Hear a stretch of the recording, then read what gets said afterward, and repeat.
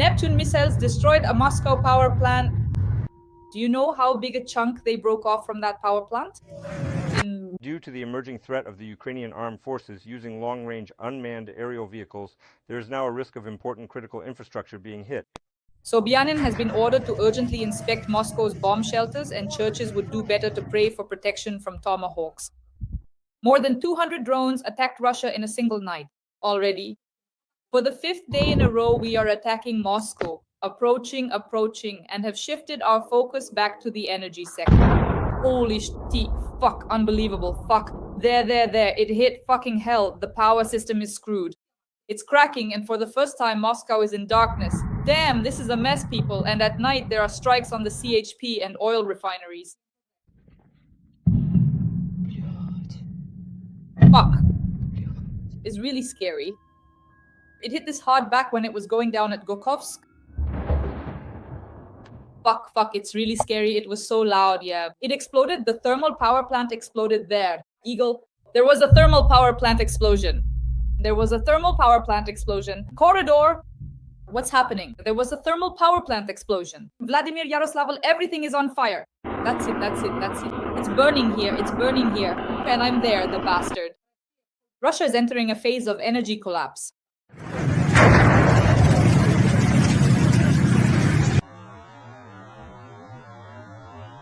We'll discuss all this with the well-known journalist Olesya Batsman.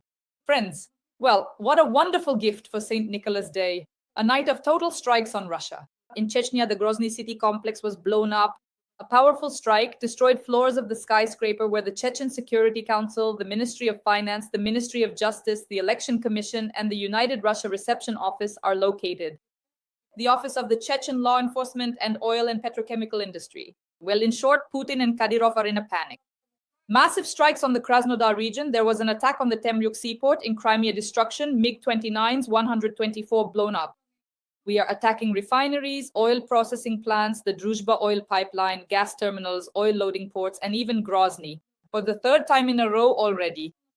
And of course, the results of the talks, the outcomes of Dmitriev, Putin, and Kushner in the Kremlin, as well as the retaliatory strike. Regarding the sanctions strike by the US, we'll discuss this with journalist Olesya Batsman. Olesya, glad to see you.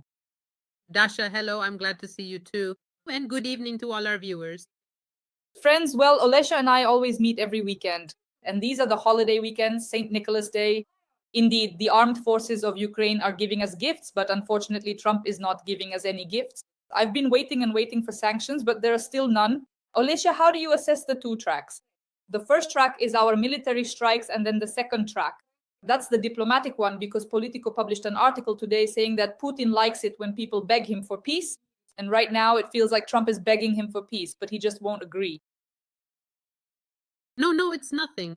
Trump isn't begging him and isn't going to beg him. He's not in that position. No matter how much we talk about his good attitude toward Putin, he absolutely has a sense of self-worth. No, that's not it. It's not about self-worth here. It's more about what he can do, what he can influence, what kind of power he has. Power and might are concentrated in his hands. And accordingly, based on this, he understands, well, listen, when he himself, his ministers say that the entire Russian economy is equal to the economy of a single American state. Just take Texas. That's your Putin right there. Trump is very good at counting, believe me. So in this regard, he evaluates everything correctly. He judges things properly. Of course, Putin is already making him really angry. But for now, you see, he's still dragging things out, trying by any means, one way or another, to get closer, to bring Putin to a peace deal. In reality, everything is indeed going down the precise path we extensively talked about with you. That is, unequivocally towards significant sanctions against Russia and towards providing us with crucial new types of advanced weaponry. We're on this path, but it's a long and difficult road for us. Along the way, all sorts of things come up. For example, you see how this so-called peace agreement just popped up, supposedly American, but it turned out to be Russian, with 28 points, which we also have to fight against, break down, offer alternatives, develop responses, and get anxious about. On this path, all kinds of things come up, for example, like what was just published now, the American security strategy, where there's also little that's pleasant written regarding our issue and what all the responsibility and obligations have been completely shifted onto Europe. And with Russia, on the contrary, relations should be normalized, trade should resume, and there should be no war. Well, yes, it's clear everyone's like that. I wouldn't be surprised if it turns out that the people who wrote this strategy are the same ones who will later be involved in some scandals. They'll simply become figures in scandals or tapes. Some things will come to light. This has happened more than once in the White House, so I won't be at all surprised if that's how it turns out. So I repeat, for now, we're not reacting to this. We just keep doing our job. What's important to us? What's important to us is, above all, that the exchange of intelligence information doesn't stop, that the weapons we receive, the ones Europe buys from America and gives to us, the ones Europe produces itself and gives to us, what matters is that they keep coming. And accordingly, the most important thing, which I want to emphasize now, is that our guys on the front lines hold their ground.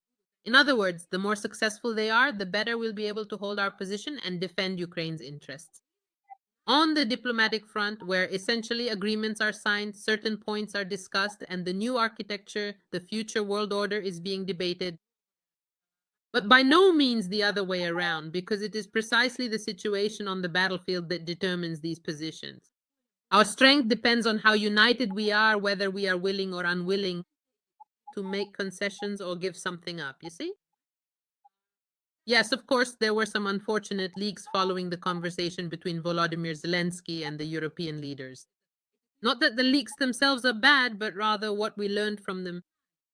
Because you see, there was nothing sensational in it. But all of this confirms what we've been saying. And the European leaders, Macron, Stubb, Scholz, and Starmer, are very concerned that America might abandon Ukraine right now, and that pressure could be put on Zelensky. They use words like betrayal, saying that this could be a betrayal of Zelensky, and that somehow he needs to be protected. Ukraine shouldn't agree to what America is about to propose. You see, it's like, that's absolutely right. That's great. I just have one question. What exactly is each of these European leaders ready to do about it? How exactly are they prepared to help us? Besides declarations, besides words, yes, besides the fact that they themselves are calling Trump, trying to persuade him, convincing him, giving him arguments. That's very important. By the way, that's really important, and thank you for that. But aside from that, what else? I mean, what can be done in terms of weaponry? What can be done in terms of personnel in general? Well, what's the problem? Look, private ones. There are military companies, private armies that aren't directly affiliated with any particular state, but they can include citizens from France, Italy, and Britain. What's the problem with forming these battalions? You see, there are a lot of people who want to come to Ukraine and fight. I mean, citizens of the European Union. So, all these things. What's the problem with closing the Ukrainian sky? Explain it to me. It's not about shooting down anything over Russian territory. No. They don't come into contact with Russia in any way at all. They are defending Ukraine, their closest ally and partner. Moreover, we're talking about the sky that borders their own. So they're actually defending their own sky because literally, well, how else can I put it? How many times has it already happened by now? Russian drones have flown over, landed, and crashed on the territory of Poland, Moldova, and Romania, and so on and so forth. Well, is this the first time? So they have to protect their own airspace. Why should they react to some words from Putin saying that this can't be done because then Europe will be at war with Russia? That's how we'll see it. And what else are you going to consider? So what's next? You see? Of course, I completely agree with you, absolutely. You know how they call it now, the coalition of the decisive, the coalition of the indecisive? That's a standard topic. The coalition of those leaving and those determined, which is also the coalition of the indecisive, NATO, not action talks only. Kuma, you want me as much as I fear you. You see, look, this is a very important point. Yes, you're absolutely right. I read a column by Valery Zaluzhny, the former commander-in-chief of the armed forces of Ukraine. He said that basically there is no strategy for waging war right now. Why? Everyone is discussing that we should be engaging in peace negotiations. Peace negotiations mean no mobilization. We aren't being given weapons because we're on the peace track. And Putin is taking advantage of this. So now, as I read this authoritative opinion, it turns out that Putin is deliberately creating this peace negotiation track so that he can advance, attack, and terrorize. And Europe and the US together were saying, well, Ukraine should be on the peace track. So why should it advance? Why should it attack? Why does it need weapons? And that's exactly what Putin needs right now. This is what reputable American and European media have written, and this is what General Zaluzhny is talking about, that a strategy for victory is needed, a strategy of war, a policy of war. In other words, if we are at war, then we are not talking about peace negotiations. I'd like to discuss this with you because it's very important, since these are two completely polar opposite points of view. The peace track and war.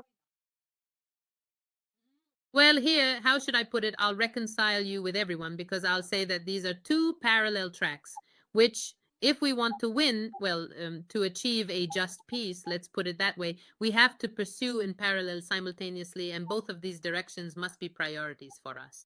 That's the task at hand. Because first, let's start from the beginning. What should the foundation be? The foundation should be a strong Ukraine, a strong military Ukraine, and as a result, our position on the front line. That's why everything related to the war must proceed continuously and without any looking back at all. No matter who is negotiating about what or where, for now, we keep moving forward. It's not like the moment a treaty is signed, everything stops and we cease fire. On land, in the sky, at sea. And then a different life begins, in the sense that after the ceasefire, the details and terms of the peace agreement are worked out, but for now, everyone stays in their positions, but no one is shooting. Up until that very moment, until Ukraine agrees to such a ceasefire, a mutual one. We have to fight as if nothing at all is happening over there, for the diplomats. In other words, we shouldn't pay attention to that. Because I repeat, the stronger we are at the front, the better we fight, the easier it will be for our diplomats in those offices. You know where? They meet with the American, European, and Russian delegations. At the same time, while our military is fighting, our diplomats must conduct these peace negotiations and come to some agreements. But as long as these talks are ongoing, no one is tying anyone down, no one is twisting anyone's arms, restraining or stopping anyone, because if that were to happen, it would mean defeat both on the battlefield and diplomatically, and ultimately a loss for all of Ukraine in the war as a whole. Do you understand? Because let me repeat, only a successful Ukraine on the battlefield can lead to a successful Ukraine in terms of a peace agreement that is favorable to us. That's it. There simply are no other options. That's why these are two stories that, I repeat, must develop simultaneously, move forward together, and be implemented at the same time. That's all. Look, what now? What did Putin say in India? He will keep fighting, in his view, for Novorossiya, the so-called Novorossiya as he sees it, and for Donbass. He will take it. That's his perspective. In his view, the war will go on. There's supposedly a Nazi regime there and so on. It's the same thing he's been saying for, I don't know, the last 10 years. Nothing has changed. Then he even said that 5 hours of talks with Modi tired him out. He's going to keep fighting. So once again, he dismissed Trump's peace initiative, the European peace initiative. Then he went so far as to blame Europe, saying that Europe is also siding with the nationalists. And basically, if Europe goes against him, he'll go against Europe too. In other words, he made it absolutely clear that he couldn't care less about the peace process. This is the most important point. What do you think America's reaction will be? Because again, to be honest, I was expecting some kind of agency from Congress, but there's none. Neither Blumenthal nor Graham are capable of anything at all. Congress is completely impotent. It won't impose any sanctions. And as for Trump, I think he's fine with the current situation. He'll just, honestly, I think Trump doesn't care at all. And that's why our perspective is so Ukraine-centric. His view on things is completely different from ours. So he's not going to impose sanctions on Putin. He wants to do business with Putin, which is why he doesn't react to any of this. He might not have intended to, but eventually he'll have to. You see, the behavior, Putin's behavior, he'll simply be forced to impose sanctions sooner or later. And by the way, notice that just yesterday, I think Senator Graham was at Trump's place. I mean, he didn't just come over to discuss new turf for Trump's golf course, right? So it's clear that if Graham came, there were certain topics being discussed, because the Ukraine sanctions track against Russia is very important for Graham. They are the most important, the top priorities in his election campaign, which, let me remind you, is already underway. Yes, there will be Senate elections. 1/3 of the seats are up for grabs, and Graham is among those running. And for him to win, he needs to show achievements to his voters. So The question here is whether this current group will become proactive or a new group will come in that will definitely be proactive. And they will show completely different results. Look, do you know who pushes Trump the most to move in an anti-Putin direction? It's his own voters. Just look at their polls. When I repeat, the poll was conducted among Trump voters. That is not among all Americans, not among everyone who voted for anyone, but specifically among those who voted for Trump. And the overwhelming majority of them, over 70%, according to the latest poll I'm quoting, support imposing sanctions against Russia, holding Russia accountable for its crimes, and putting pressure on Russia and Putin. They believe pressure should be applied and Ukraine should be helped to win because Ukraine is right in this war. In other words, Ukraine didn't start it. You see? But that's fantastic. Trump sees all of this. This is exactly what he's watching, what he's paying attention to because he's a showman. He understands that he needs to appeal to the audience, and only if he appeals to them will he be able to stay in power, be strong, and do what he wants rather than what someone else from the outside tells him to do. You see, he'll be forced to listen. It's in his best interest. So I repeat, whether he wants to or not, he'll have to impose sanctions against Russia and he'll have to provide weapons to Ukraine. It's just that all the time, we have to hold on. Everything always comes with problems, always through difficulties. We just never have an easy path. We always have to overcome something. Putin is playing the same game. You see, thank God nothing is working out for him at the front so far. So what has he started doing? But does he really think Trump is that much of a fool over there? What if Putin starts telling people on TV that he's conquering, that the Russian army has taken yet another Ukrainian city? A non-existent city that they had drawn before. They made it up on the map, came up with a name, said, here's this Ukrainian city, and here's the next Ukrainian city. Well, that's a good strategy, but like I said, not to the extent that, Trump wouldn't be told or that it wouldn't be checked. I mean, Putin has gotten to the point where he didn't even have time to keep up with the background. With no real successes at the front, he's starting to feed his own people these stories, and apparently he thinks, what if I can fool Trump too? Look, we're capturing Ukrainian cities. Well, wonderful. If they had started doing this earlier, they wouldn't have stopped at Ukraine, of course. They would have already captured half of Europe. They would have taken Poland too, all these non-existent cities. They could report that they've already reached Italy and Germany too, basically. Plus, what other signs are there that things aren't working out at the front, but they really want them to, and yet they just can't force it through like that? Well, look, here's the thing. In Ireland, Russian drones were flying along the route and towards the target of the Ukrainian presidential plane. Well, that was clearly an assassination attempt. What if it had worked out? You see, that's also a hugely important story. How is that even possible? Tell me, how is that possible in Irish airspace, if I'm not mistaken? Or was it some kind of international airspace? Ireland. Explain to me, how could this even happen? I understand that they most likely take off from the shadow fleet of the Russian Federation. Kudos to European sanctions, which can't create any mechanism to track violations of these sanctions. So the shadow fleet is probably operating at full capacity, meaning from one of its ships, these unidentified drones were launched. What's the reaction to this? That's it? Nothing. We just discussed it with you, on the internet. Thanks for the discussion, as they say. No, thanks that nothing happened, nothing that the Russians wanted to happen, Thank goodness it all turned out this way. But in reality, when Ukraine is now destroying tanker after tanker all over the world, Russian ones, they're actually doing the world a big favor. It's not just our war. We're doing the whole world a big favor because these tankers, besides being used directly for transporting oil products, everything that's under the Russian flag or under other flags but belongs to Russia, we understand what that means. All of this can be used, including for military purposes, and it is used against any country in the world because they infiltrate. Look, it's like any cultural center. A cultural center, I repeat, seems like such a harmless humanitarian name in any country in the world. Wherever Russia is, there's a Russian cultural center somewhere. But this is classic. It's the biggest breeding ground of danger for everyone in that country. Because the only people involved in culture there, you understand, are spies, intelligence agents, those who came to cause harm, undermine, and carry out sabotage in a specific country. So there's nothing at all related to the word culture there. You see, it's not even close to that. But there, specifically, it's the intelligence services who traditionally use Russian cultural centers around the world to push their agendas and accordingly achieve their objectives. Macron to China. Did you expect anything from this visit? Because obviously I didn't expect anything. The outcome of the talks with China, if we're talking about the international track, Russia's war against Ukraine, is that China officially made a statement: we want the peace agreement to satisfy all parties. To satisfy all parties means that they don't want the war to end at all. Let it go on forever. That's how I translate it from diplomatic language into normal language, you know? I honestly don't understand why Emmanuel Macron went to China at all. Most likely it was about communication regarding trade relations between China and France. That's all. Because from the perspective of the peace process, it was a complete failure.